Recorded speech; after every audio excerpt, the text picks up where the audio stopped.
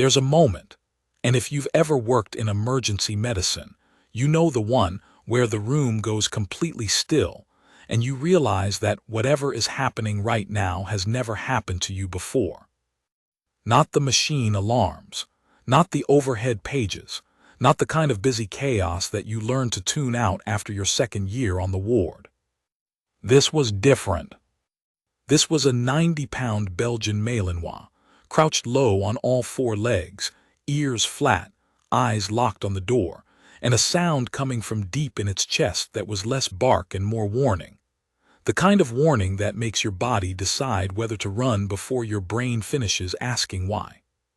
And the only person in that entire hallway who wasn't backing away, the only one who held still and kept walking forward, was a night shift nurse named Rosalind Vega. She didn't know it then, but that dog had been waiting for her. Part 1, Chapter 1, What They Brought Back from Kandahar. The call came in on a Tuesday morning, which matters for no particular reason except that Tuesdays at Naval Medical Center San Diego have a specific texture. Monday is chaotic, weekend holdovers, weekend emergencies, the cases that spent 2 days deciding whether to escalate and finally did. Wednesday is when the administrative weight lands, but Tuesday has this weird, held-breath quality, like the hospital itself is waiting. The trauma team got the alert at 06:47. Military aircraft, inbound from Germany, transporting a captain, decorated Navy SEAL, 2 tour in Afghanistan, 1 in Syria, currently listed as critical, along with his 11-year-old son, who had been medically evacuated alongside his father under a set of circumstances that nobody had fully explained to the receiving team yet. That last part, the son, was what made people pause. Kids didn't usually come in on Milovac flights. There were protocols, there were family liaison systems, there were procedures. You didn't just load a child onto a transport plane with a critically wounded service member unless something had gone significantly sideways in ways that the paperwork wasn't going to capture cleanly. Dr. Patricia Wen, the attending on trauma that morning, read the brief twice and then looked up at her charge nurse and said, "Who authorized the child transport?" The charge nurse, a big, calm man named Earl Stubbs who had worked that floor for 19 years and rarely looked surprised, said, "SOCOM Medical, apparently, cleared at command level." So the kid was already there, in country. Looks that way. Patricia Wen didn't ask anything else, because there wasn't anything else she could learn from the paperwork. She just pulled on her gloves and got ready. But the thing she wasn't prepared for, the thing nobody had put in the brief, was the dog. His name was Sergeant. That's what the handler's log said anyway. Belgian Malinois, male, 6 years old, trained through the Naval Special Warfare Command's military working dog program, certified in search and rescue, explosive detection and patrol apprehension. He had deployed 4 times alongside Captain Marcus Hale, and by all accounts, the accounts that existed in official files, which were few, he was as good at his job as any dog they'd trained in the last decade. What the brief didn't say, because nobody had thought to include it, was that Sergeant had been with Marcus Hale's son, Eli, for the last 72 hours without interruption. That the dog had not slept. That the dog had not eaten more than a few mouthfuls. That somewhere in the course of what had happened in Kandahar, and the Kandahar situation was classified in ways that nobody at Naval Medical was cleared to know, Sergeant had decided, with the absolute certainty that only a military working dog can arrive at, that Eli Hale was his responsibility now. And Sergeant did not negotiate responsibility. The transport landed at 08:12. By 08:25, Captain Marcus Hale was in surgery. By 08:30, Eli Hale was in a pediatric observation room on the 4th floor, wrapped in a hospital blanket that someone had found in a supply closet, and Sergeant was crouched in front of the door to that room with his body positioned precisely between the entrance and the boy. And the first nurse who tried to go in, was a young woman named Darcy Tomlin who had been working pediatrics for 14 months and had never, in those 14 months, had a dog refuse her entry to a patient room. She stopped about 3 feet from the door. Sergeant didn't bark, he didn't lunge. He just raised his head and looked at her, and the look was specific enough, the angle of the ears, the particular tension in the neck muscles, the stillness, that Darcy Tomlin's body made the decision before her brain did, and she took 2 steps back. She called the charge desk. The charge desk called Dr. Wen. Dr. Wen called the military liaison office, which connected her to a master chief named Roland Ferris, who was the highest-ranking person from the SEAL team currently available, and who was standing in the corridor 2 floors down looking like he hadn't slept in longer than the dog had. "The dog won't let anyone in," Dr. Wen said. "Not accusatory, just factual." "Yeah," Master Chief Ferris said. "He's gonna do that. We need to assess the boy." "I know. So is there a handler who can?" "Sergeant's handler is in surgery with the captain." There was a pause. Sergeant was Hale's dog first, before he was the unit's dog. The handler relationship it's complicated. "Is there a command for the dog, something we can use to tell him to stand down?" Another pause, longer this time.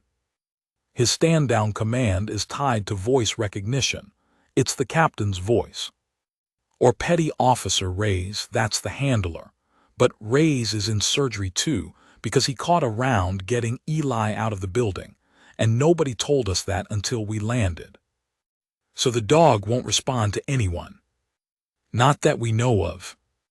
Dr. Wen looked down the corridor at the door to room 412, where a 90-pound Belgian Malinois was lying in front of the entrance like a very serious, very dangerous draft stopper. "What happens," she said carefully, "if someone tries to force their way past?" "Don't," Master Chief Ferris said, quietly, but the quiet had weight behind it. "That dog has cleared rooms in Kandahar. You don't want to test him."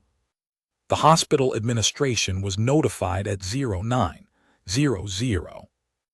By 09:15, there was a genuine multi-department crisis developing on the 4th floor, because the boy in room 412 had not been properly assessed since his intake and nobody knew the extent of what he had been through, and the dog at the door was a 90-pound variable between the medical team and their patient. The Chief of Staff, Dr. Howard Bream, came down personally at 09:30 and stood in the corridor and looked at Sergeant for a long moment and then said, "Has anyone tried talking to the dog?" Several people nodded. Yes, they had tried talking to the dog. "And he just watches you," Earl Stubbs said. "Not aggressive, just watchful. Like he's deciding." "Deciding what?" "Whether you're a threat." Dr. Bream looked at the door again. "What's the boy doing?" "We don't know, we can't see him." "Is there a camera in the room?" "The monitor shows normal vitals for a child his age. He's not in immediate distress by the numbers. But we can't see him and we can't assess him, and we can't." "I know what we can't do," Dr. Bream said, not unkindly. "What can we do?" Nobody had a great answer. The veterinary staff was consulted at 09:45. A practical suggestion from Earl Stubbs, who had a practical mind, and who pointed out that while none of them knew military working dogs specifically, a trained veterinarian might have a better framework for assessing what Sergeant was doing and what it would take to change his behavior. Dr. Amara Osai, the hospital's veterinary consultant who did occasional rounds helping with service and therapy animals belonging to patients, arrived at 09:58 and stood at the end of the corridor and watched Sergeant for about 4 minutes without moving. Then she said, "He's not protecting the room, he's protecting the boy." "That's the same thing," someone said. "It's not," Dr. Osai said. "If he were protecting the room, he'd be more agitated. More territorial. Right now he's calm, he's vigilant, but he's calm. This dog is grieving. That word landed oddly in the corridor. Grieving. He's a military working dog, someone said. Do they? They absolutely do, Dr. Osai said firmly. And this one has been through something significant in the last 72 hours. He's not aggressive. He's scared. And scared dogs, even trained ones, make decisions based on what kept the thing they love safe last time. So how do we get him to let someone in? Dr. Osai was quiet for a moment. The boy, she said. What's the boy's condition, medically, emotionally? We don't know. We can't get to him. Has anyone tried having the boy signal the dog? Silence. Has anyone even, Dr. Osai said slowly, talked to the boy through the door? More silence. Earl Stubbs looked at the assembled medical staff. Doctors, nurses, administrators, one military liaison, one veterinary consultant. And he had the distinct feeling that in their reasonable, procedural, institution-brained way, none of them had thought to just talk to the child. Dr. Wen knocked on the door to room 412 at 10:07. Eli, she said, clear voice, not loud. My name is Dr. Wen. I'm one of the doctors here. Can you hear me? A pause. Then very quietly from the other side of the door, yeah. The child's voice, small, a little rough, the way voices get when someone hasn't spoken much in a while. Dr. Wen exhaled. Good, are you okay in there? Are you hurt? Another pause. I'm okay, the boy said. Sergeant won't let anyone in. I know, I can see Sergeant from here. He looks like he's doing his job very well. A sound from behind the door that might have been a small, tired laugh. Hard to tell.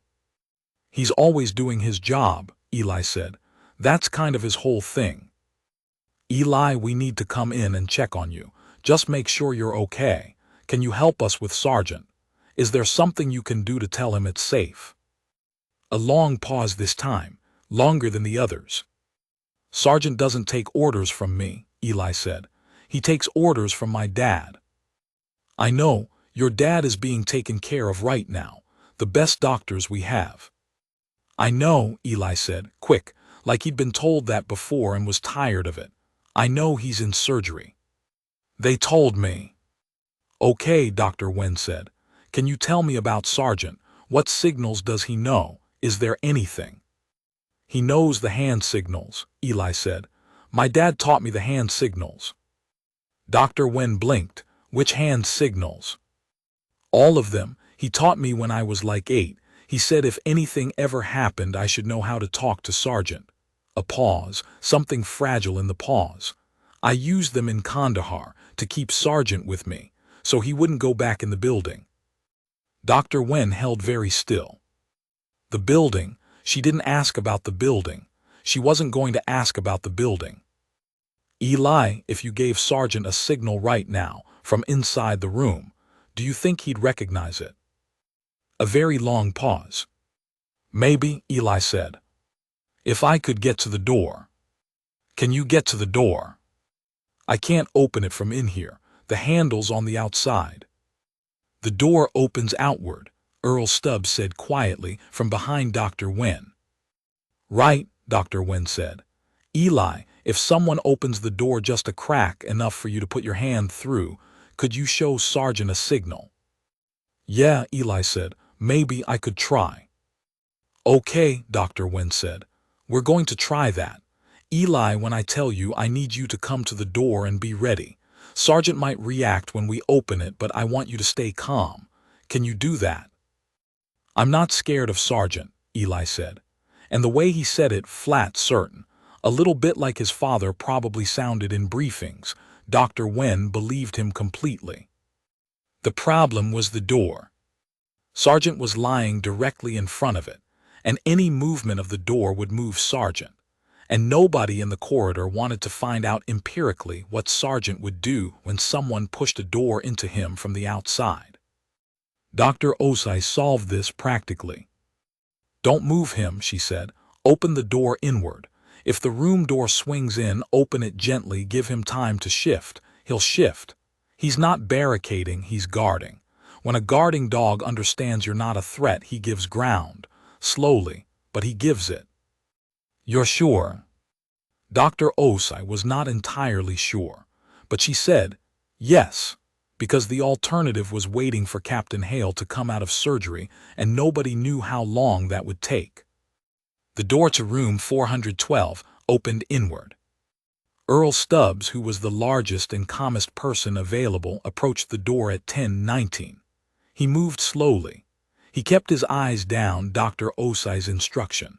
Don't make direct eye contact. Don't square your shoulders toward the dog. Move sideways and small. Sergeant watched him come. The sound in Sergeant's chest started when Earl got within 6 feet. Low, continuous, not aggressive. Dr. Os had been right about that, but unmistakably a boundary. Earl stopped at 4 feet. He waited. Sergeant watched. Earl reached out and put his hand on the door handle, and moved it down so slowly that it barely made a sound, and pushed the door inward, gently, 1 inch. Sergeant's ears went flat. The sound from his chest got louder. Easy, Dr. Osai said from the corridor, not to Earl. To the dog. Sergeant's ears shifted toward her voice, curious, assessing. Earl pushed the door another inch. And then a small, dark-haired hand appeared in the gap, slim fingers, a bruised knuckle on the middle one, a hospital bracelet on the wrist, and it extended into the corridor, palm down, and made a quick, deliberate motion. 2 fingers. Drop. Hold. Sergeant's sound stopped. Just like that, gone. The dog stood up all 4 feet, from crouched to upright in one fluid motion, and took 2 steps back from the door. He sat down. His tail swept once across the floor. The corridor was absolutely silent. Earl Stubbs opened the door. Eli Hale was standing 3 feet inside the room, one hand still extended in the signal, the other gripping the edge of his hospital blanket like it was the only steady thing in the world. He was small for 11, or maybe he just looked small right now, in this room, in these circumstances. Dark hair that needed cutting. Dark eyes that had seen something they shouldn't have seen. The bruised knuckle on his hand. A cut above his left ear that someone had cleaned and bandaged, but only cleaned and bandaged, not properly assessed. He looked at the assembled medical staff in the doorway and said, "His name is Sergeant. Please don't make any sudden movements near him. He doesn't like sudden movements." And then the boy's knees buckled, very quietly, and Earl Stubbs caught him before he hit the floor. Part 1, Chapter 2. The Night Shift and the Woman Who Walked Forward. Rosalind Vega had been a pediatric nurse for 8 years. She had done 2 years at San Francisco General before her sister's job brought the family south, and she'd applied to Naval Medical because it was close, and because she'd heard they needed people. She wasn't a military kid herself. Her father had been a plumber, her mother had worked dispatch for a taxi company, and the first year she'd spent at Naval Medical, she'd sometimes felt like she was learning a second language alongside the medicine. But 8 years was long enough to learn most of what you needed to learn, and by now she moved through the military floors the way she moved through any floor.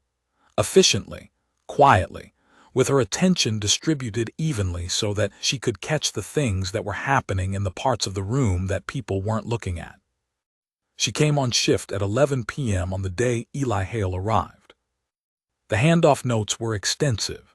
She'd read them in the break room with her coffee going cold beside her, moving through them page by page the way she moved through most things, methodically, without skipping.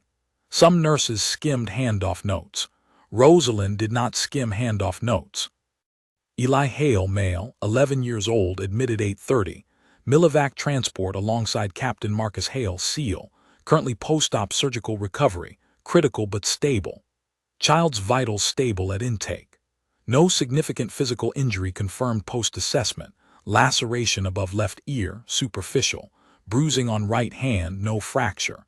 Mild dehydration corrected with IV fluids. Psychological assessment pending. Family liaison has been notified but not yet arrived. Father's condition: improved but still sedated, expected to remain sedated minimum 48 hours. Note: military working dog Belgian Malinois, Sergeant, present in room. Dog was cleared to remain at request of SOCOM Medical Liaison, Master Chief R. Ferris. Dog is non-aggressive but will react to perceived threats to child. Staff should announce themselves before entering. Recommend limiting unnecessary entry. Note: child is minimally verbal but responsive. Appears to be processing. Do not press for information about the Kandahar incident. Family liaison psychological consult requested for 800 tomorrow. Note: child has not eaten since intake. Has consumed 2 glasses of water. Dog has also not eaten. Food was offered to both and declined. Rosalind read that last note twice. Both of them not eating, the boy and the dog. She put down the chart and went to find out what food options they had at 11 p.m. on a Tuesday. Sergeant was sitting up when Rosalind came down the corridor toward room 412. Not lying down, the way the handoff notes had described him through most of the afternoon.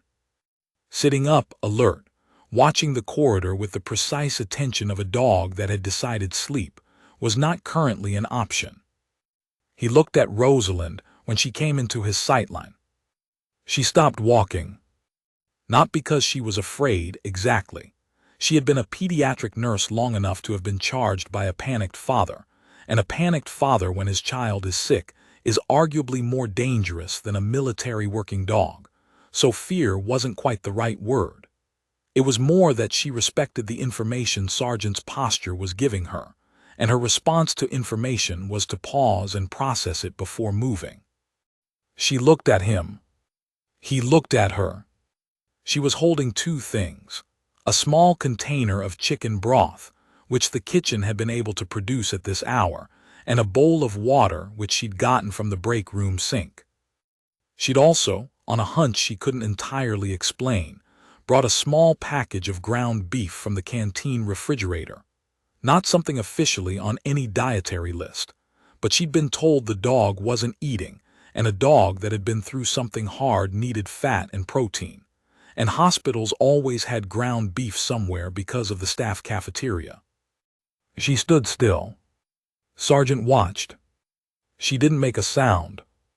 She didn't talk to him, which her instincts told her was probably right. This wasn't a dog looking for reassurance. This was a dog assessing a situation, and reassurance talk from a stranger would read as noise. What she did instead was set the bowl of water down on the floor, very slowly, about 8 feet from his position, and then she straightened up and took 3 steps back. Sergeant watched her set it down. He watched her step back. He looked at the water. He looked at her. He looked at the water again. He did not move. Rosalind waited. She was good at waiting. 8 years of pediatric nursing teaches you that patience is not passive. It's a tool, specifically shaped, that you deploy in exactly the right moments. 2 full minutes passed. Then Sergeant stood up, walked to the water, drank about half of it, walked back to his position in front of the door and sat down again. Rosalind let out a slow breath through her nose. She moved to the door and knocked softly. "Eli, it's Rosalind, I'm the night nurse. I brought you something to eat." A pause. "I'm not hungry," said the voice behind the door. "I know," Rosalind said. "I brought you chicken broth. It's not really food. It's more like a warm drink that has some stuff in it." Silence. "What stuff?" "Chicken, salt. A little bit of something that tastes like home cooking even when it isn't." A very long pause. "Is there a name for that?" "For what?" "For a warm drink that has stuff in it." "Yeah," Rosalind said. "It's called chicken broth." Another pause. And then she was almost certain, a small, tired laugh. Not the kind that means something is funny. The kind that means a person has found something to hold onto for a second. "Okay," Eli said, "you can come in." He was sitting in the chair by the window, which was a good sign and a complicated sign all at once. Good because he'd moved. The note said he'd been in the bed most of the afternoon, which was physically appropriate but suggested a withdrawal that wasn't. Complicated because sitting by the window at 11 p.m. meant he'd been watching the dark outside. And there was nothing outside right now except the parking structure and the distant lights of the bay. And Rosalind didn't know what he was looking for in those lights, but she knew he'd been looking for something. Sergeant came in behind her. She hadn't looked to see if he would, she just walked in and left the decision to him, which felt right. And he came in, not at her heels, but alongside her, the way a dog moves when it's decided someone is acceptable company. Eli watched the dog. Something shifted in his face when Sergeant came in behind her, not relief exactly, but something like the body's memory of relief. Like his muscles remembered what it felt like to have that 90 pounds of dog between him and everything else. "He likes you," Eli said, flat, surprised. "He drank my water," Rosalind said. "That might be all it is." "No," Eli said. "He's picky about people. My dad says." He stopped. The word dad landed and hung there for a second, and Rosalind watched Eli push through it, which he did, but the pushing was visible. "My dad says he can tell in about 30 seconds. 30 seconds, that fast? Dogs are faster than people." "At a lot of things," Rosalind agreed. She set the broth down on the bedside table within his reach and sat in the second chair. There were 2 chairs in the room, pushed close together in the way that family members arrange chairs when someone is staying, and she didn't push the broth toward him, didn't watch him expectantly, just sat. Sergeant padded over to the window and lay down near Eli's feet. "They told me he's going to be okay," Eli said, not looking at her, looking at the lights outside. "Your dad?" "Yeah." "They told you the truth," Rosalind said. "Critical but stable means the hard part is over. It means the doctors did what needed doing. He's going to have a long recovery, and there are going to be hard days in that recovery, but the most dangerous window has passed." "How do you know that?" "Because I read the chart. I read every chart before I come on shift. It's how I know who I'm coming to check on." Eli turned and looked at her for the first time since she'd come in. Really looked. Kids this age, 11, 12, just on the edge of the place where they start demanding to be taken seriously. They have this thing they do where they look at an adult and try to figure out if the adult is saying what they actually mean or what they think the kid needs to hear. Rosalind let him look. "You actually read it," he said. "Every word." "What does it say about me?" "It says your vitals are stable, your injuries are minor, your dog won't let anyone in your room, and you haven't eaten since you arrived." She paused. "It also says the psychological consult is scheduled for 8 in the morning, which means it's a while away yet, and it says your family liaison hasn't arrived, which means right now it's mostly just you and Sergeant and the night staff." Eli looked at her for another long second. Then he reached over and picked up the broth. He didn't drink it right away. He just held it, like the warmth of the cup was the thing he wanted first. "I don't want to talk about Kandahar," he said. "Not tonight." "You don't have to talk about anything tonight," Rosalind said. "Tonight is just for getting through tonight." Sergeant's tail swept the floor once. Part 1, Chapter 3. What Eli Knew and What He Carried. Here is what had happened, assembled from the fragments that would emerge over the next several days, from Eli's account, from the classified summaries that Master Chief Ferris eventually shared with the medical staff in edited form, from the pieces that the boy let out in small increments, the way a wound lets out what it holds, gradually, when the body decides the worst is over. Marcus Hale, Captain, SEAL Team 7, 6 years with the unit, had been on a classified advisory mission in Kandahar. The official framing, for the record, training support for a partner nation security force. The actual framing, significantly more complex. He had been in country for 11 days. His son was not supposed to be there. This is the part that doesn't fit into standard procedures, and the reason it doesn't is that the reason was human and complicated. Eli's mother had died 14 months prior. A car accident on the 5 freeway, nothing dramatic, nothing meaningful, just the specific cruelty of an ordinary Tuesday that turned into a permanent rearrangement of everything. Marcus Hale had taken emergency leave, come home, done what a person does when the scaffolding of their life collapses without warning. He'd gone back to duty 6 weeks later because that was what he did. It was what he'd always done, and he'd left Eli with his sister in Oceanside. But the sister had a crisis of her own in month 4. Her husband, unexpected health collapse, not fatal but acute and demanding. She'd called Marcus in the only way available, which was through the family emergency notification system.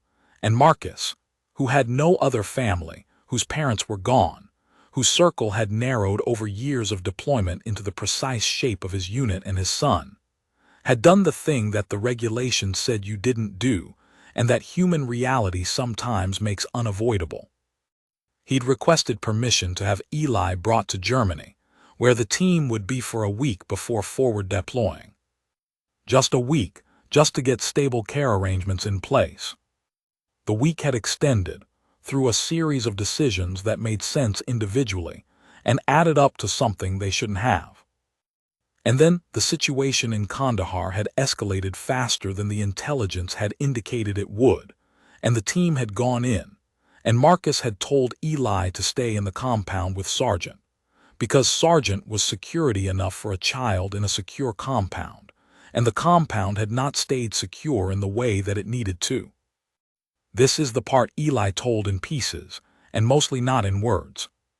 He drew it, actually, on the back of a paper bag that Rosalind found for him at 2 in the morning when he couldn't sleep, and said his hands needed to do something. He drew the compound layout.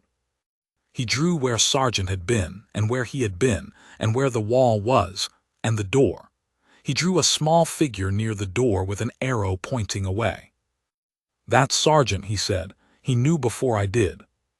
He drew another figure at a window. "That's me. He came and got me from the window." A line from the Sargent figure to the figure at the window. He pulled on my shirt, the way he does when we're doing training. It means move. Rosalind looked at the drawing for a long time. "And you moved," she said. "Yeah," Eli said. He was drawing again on a different part of the bag. "We went to the back of the compound.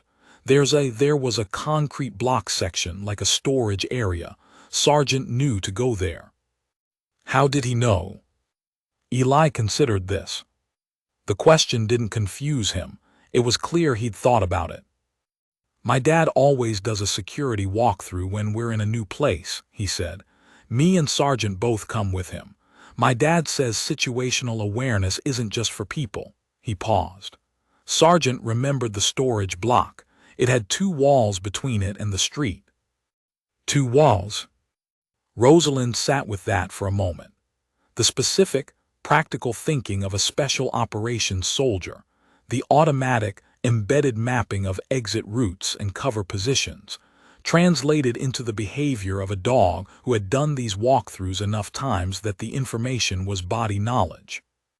And the dog had used it to keep the child safe.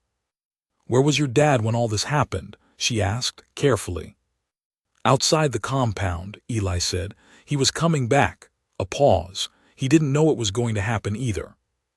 "I know." "He ran toward it," Eli said. The way he said it was very specific, not with pride exactly, because pride implies you chose the thing, and Marcus Hale had not chosen to be the kind of person who ran toward danger. He had simply become it. "He ran toward it, and Sargent's job at that point was to get me out. So he couldn't go back for my dad, and he knew that, and I could tell he knew that, and that was the worst part." Rosalind didn't say anything. "He kept looking back," Eli said, "toward where my dad was, the whole time we were running. He kept looking back. And I had to use the signal, the one that means stay focused, keep going. I used it the whole time we were running." He set down the pencil he'd been using. "He taught me those signals," he said. "My dad, when I was 8.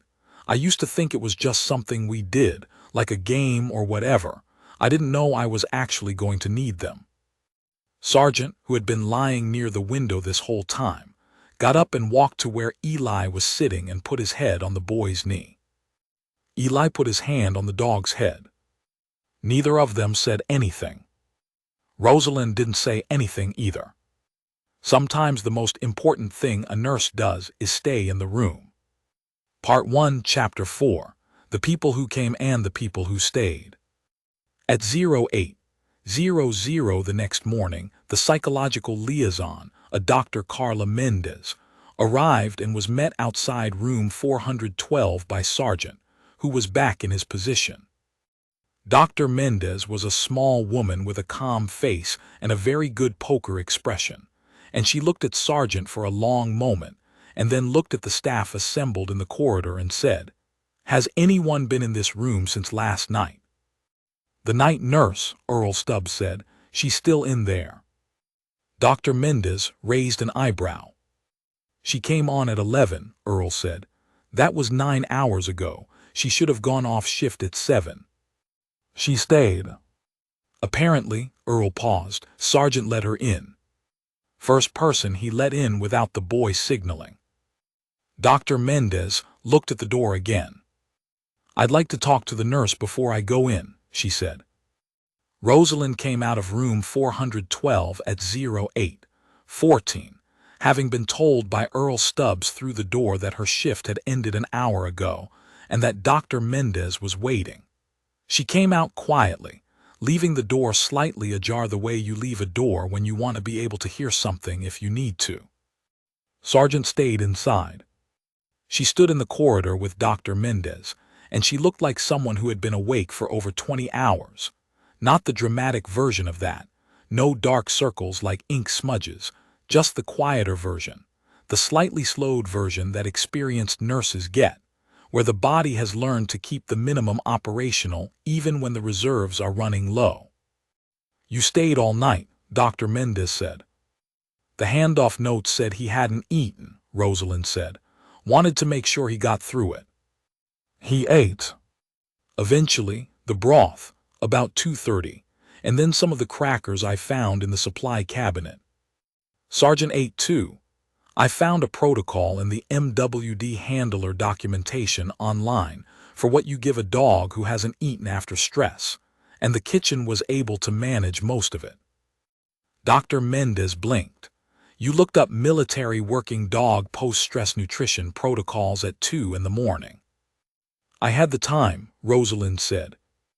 "And the dog let you in." "First time took about 15 minutes of standing still, but yes." Dr. Mendez looked at her for a moment. The look was professional but also genuinely curious, the way a psychologist looks at someone who has done something instinctively correct without being trained in it. "He talked to you?" "Some," Rosalind said. Not about the main thing, not in complete sentences. He drew some things." She paused. "He's processing. He's 11 and he's been through something that most adults wouldn't get through cleanly, and he's processing. He doesn't need me to tell him things right now. He needs people to stay in the room." "So you stayed in the room?" "So I stayed in the room," Rosalind agreed. Dr. Mendez nodded slowly. "I'm going to go in," she said. "Is there anything I should know about how to approach the dog?" "Go slow near the door. Don't crouch down to his eye level. That's threatening, not friendly with this particular dog. Don't make direct eye contact the first time. Let him come to you. Eli will signal him once you're inside if he seems uncertain. The signal is 2 fingers, palm down, drop and hold. It means, I looked this up too, it means hold position and stand by." "You looked up the signal too?"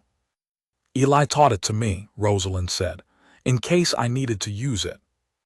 Dr. Mendez was quiet for a moment. "He taught you his father's hand signals," she said. "Sergeant's hand signals," Rosalind corrected gently. "Eli thinks of them as sergeants." Something passed across Dr. Mendez's face. Something that was specifically a psychologist recognizing a thing with clinical precision, but also feeling it with human precision at the same time. "That's very significant," she said. "I know," Rosalind said, "but I didn't tell him that. Tonight's job was just getting through tonight." Part 1, Chapter 5, What the Dog Knew. Master Chief Roland Ferris came up to the fourth floor at 10:00. He was a large man, broad-shouldered, with the particular posture of someone who has spent a great deal of their life in military environments. Not rigid, not performative, just fundamentally oriented. He had deep-set eyes and a face that had been weathered by years of outdoor work in difficult climates, and he carried himself with the specific quietness of a person who has been in genuinely dangerous places and knows that loudness is mostly for people who haven't. He stopped in front of room 412. Sergeant was inside now, with Eli and Dr. Mendez, but Master Chief Ferris stood in the corridor for a moment anyway, the way you stand in a place where something significant has happened.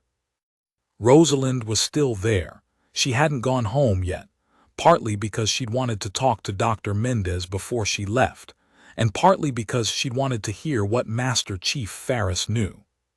He looked at her. "You the nurse who spent the night?" "Rosalind Vega."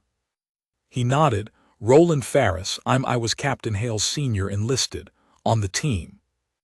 "I know, I read the liaison notes." He looked at her for another second. "Sergeant let you in." "He did."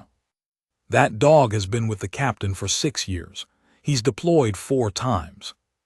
I've seen him let maybe 8, 10 people freely approach him outside of protocol situations.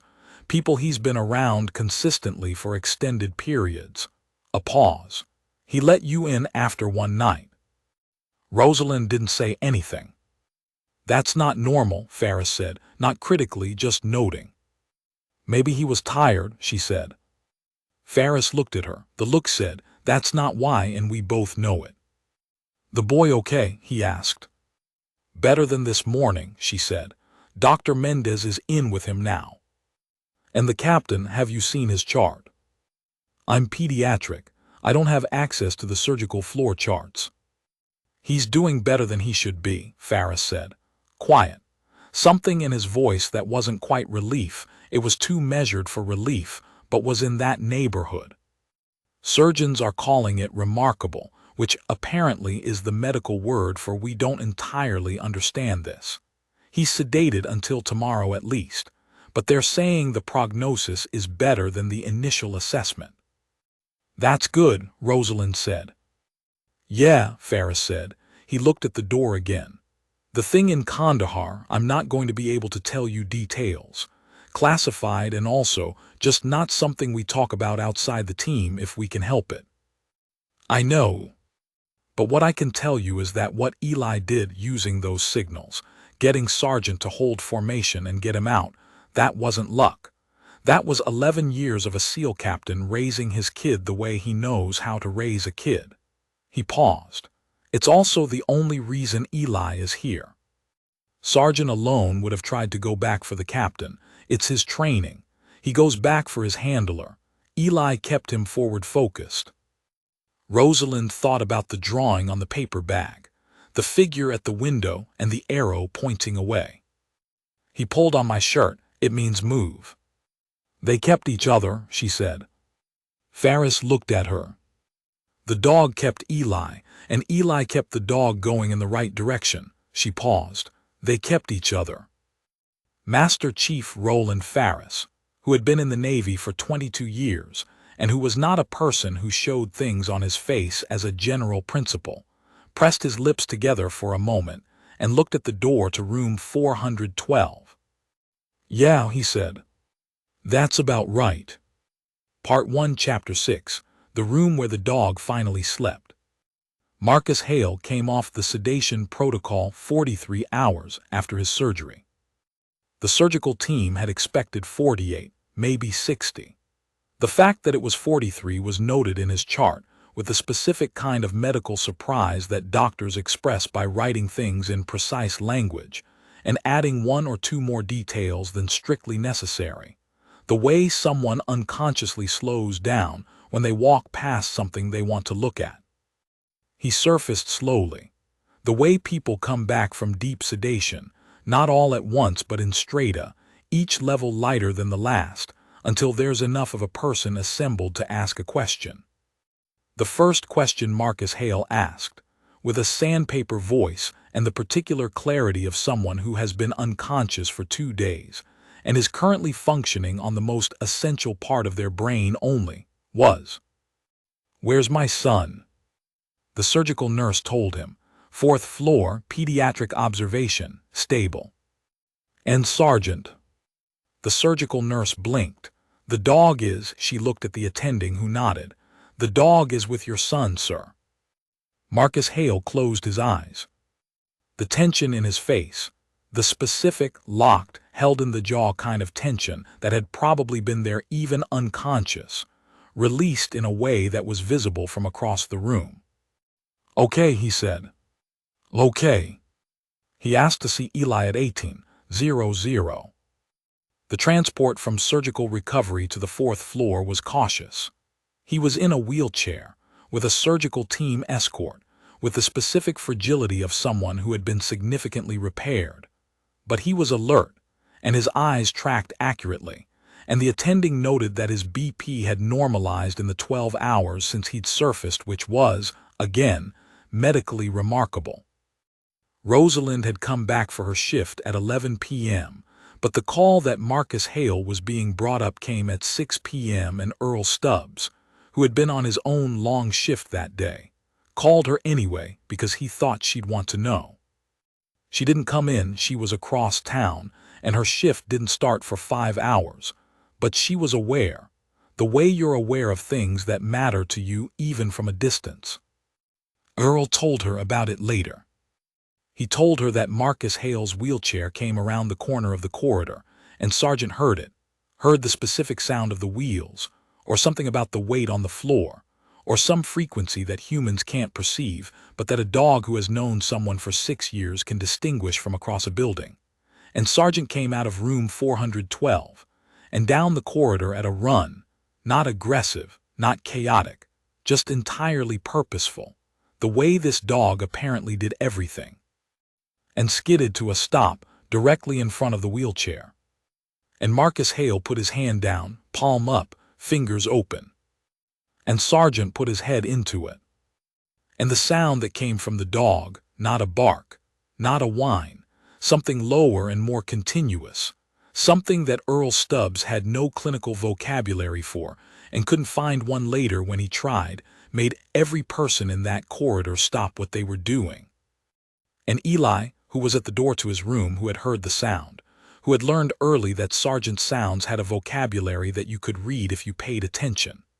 Eli made a sound too, a short, broken kind of sound, and then he walked down the corridor at something close to a run himself. And Marcus Hale, who was in a wheelchair and should not have been moving, opened his arms, and Eli went into them, and neither of them said anything for a long time. Earl Stubbs, who had 19 years on the floor and had seen most things, told Rosalind that he'd had to go into the supply closet for about 3 minutes after that. She understood. That night when she came on at 11, Rosalind went to room 412. Marcus Hale had been moved into an adjoining room, same floor, access between the rooms through a shared bathroom, so that the medical team could monitor him properly. Eli was in 412. Sergeant was on the floor between the two rooms, in the bathroom doorway, positioned precisely in the center between both his people. He looked up when Rosalind came in. He did not make a sound. He did not tense. He just looked at her, and she looked back at him, and then he put his head back down on his paws. Eli was asleep. Actually asleep, not the shallow, watchful half-sleep of someone in crisis, but deep sleep, the kind where the face loosens and the breathing slows and the body finally believes that the most dangerous part is over. Rosalind stood in the room for a moment. She turned off the overhead light, leaving only the soft light from the corridor. She checked the vitals monitor quietly.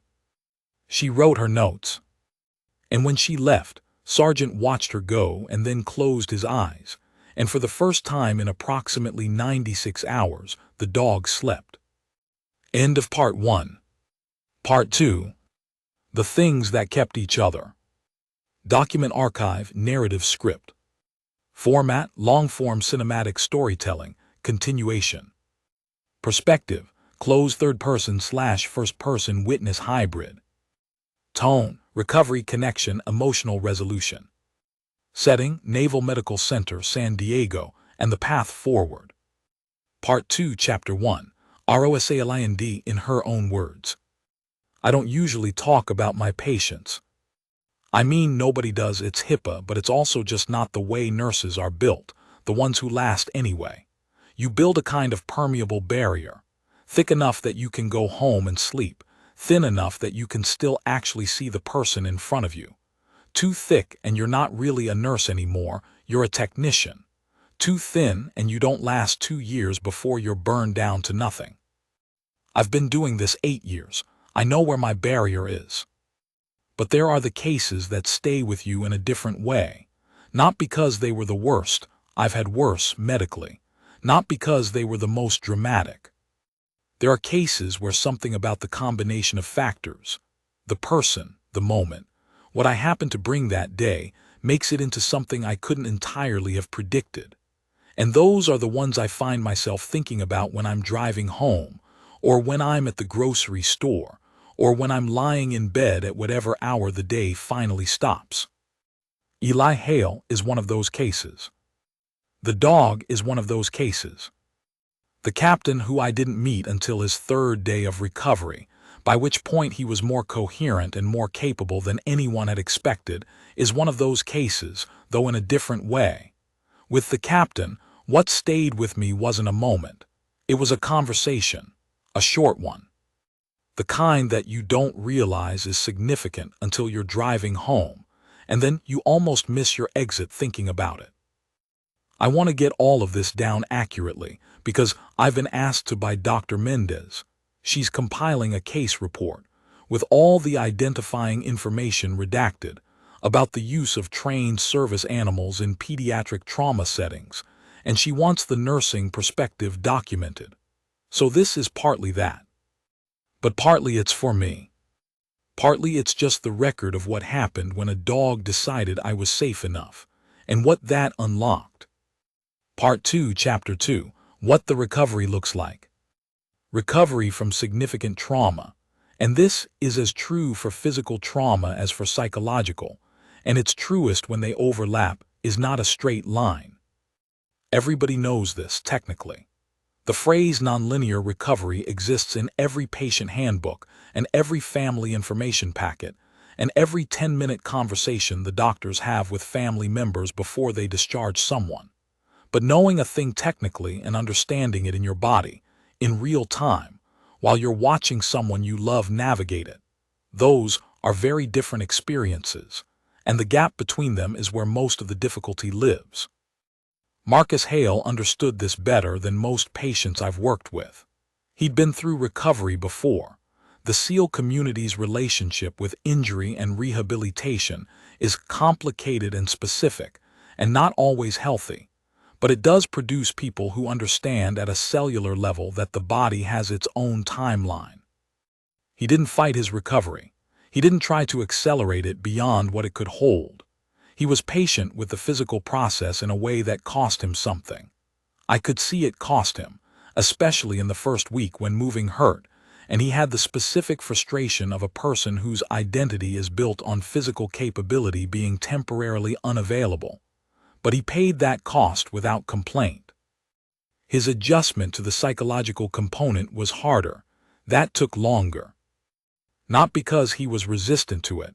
He'd been in enough intense situations, lost enough people he cared about, to understand that the mind processes things at its own speed. But because the psychological element of this situation wasn't only his own, it was Eli's. And the thing that Marcus Hale found hardest in those first weeks was not his own physical damage or his own processing. It was sitting with the knowledge of what his 11-year-old son had been through, and not being able to do the thing that a parent wants to do, which is make it not have happened. You can't make things not have happened. Dr. Mendez was very good with him on this. I watched some of those conversations from outside the room, not listening in, just aware of the body language, the particular stillness of a person working through something large. Eli was good with him on it too, which surprised me and then stopped surprising me, because the more I knew Eli, the more I understood that he'd been working through this in his own way since Kandahar, and by the time his father was conscious enough to be with him, Eli had already crossed some of the hardest ground. He was ahead in some ways. Not because he was stronger, he was 11.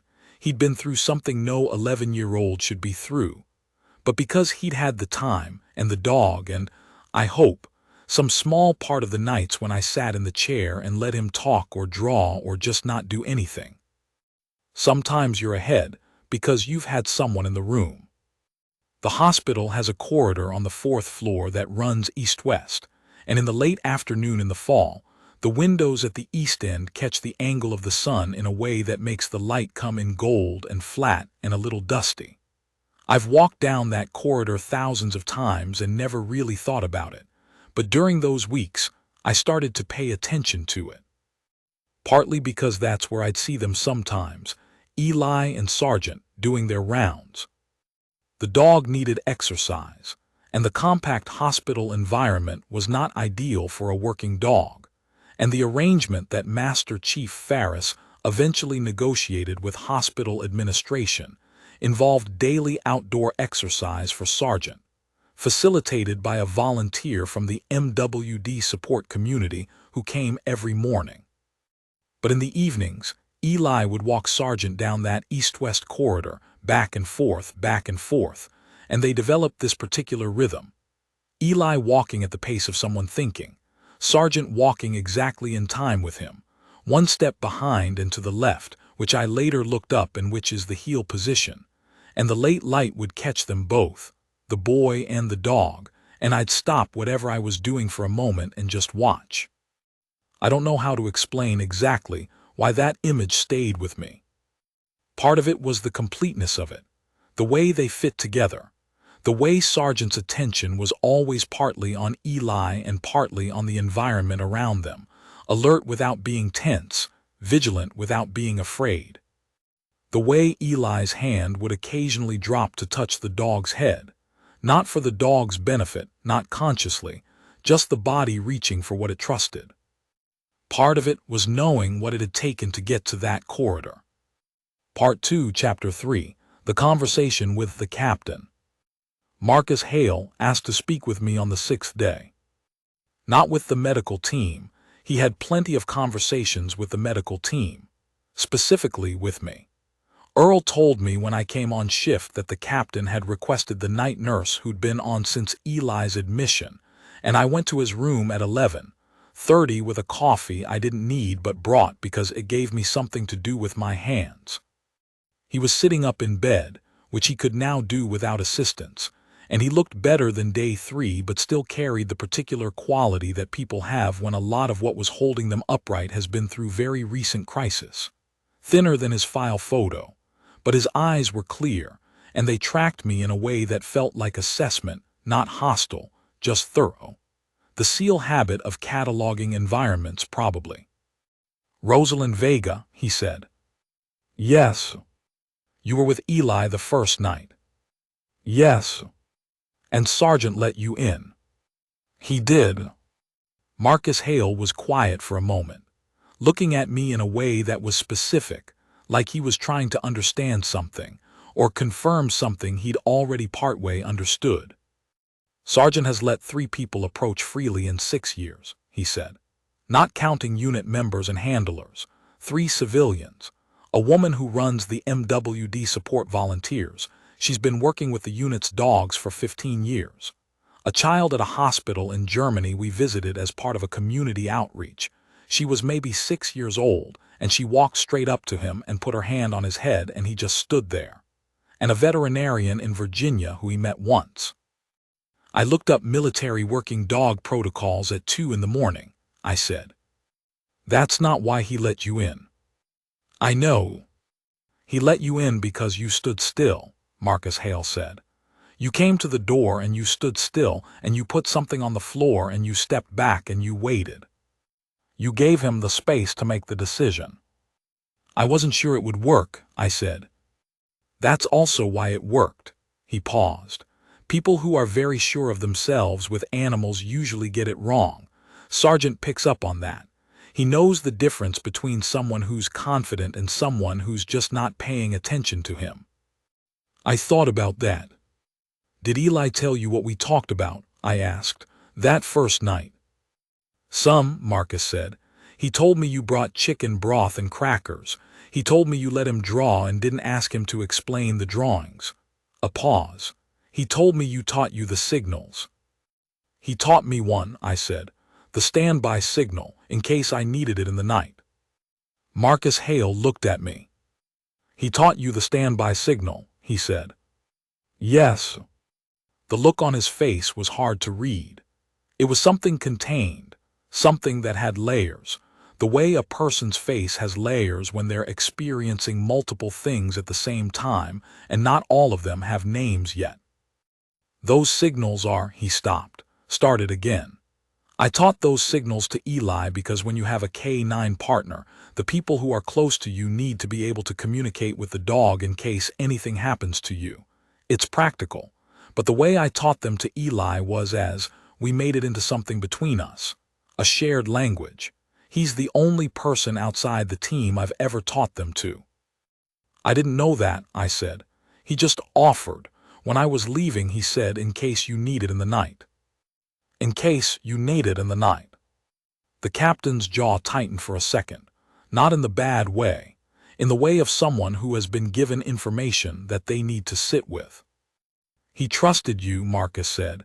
Eli doesn't. He's careful with trust. He always has been. Even before his mother died, he thinks about it. A pause.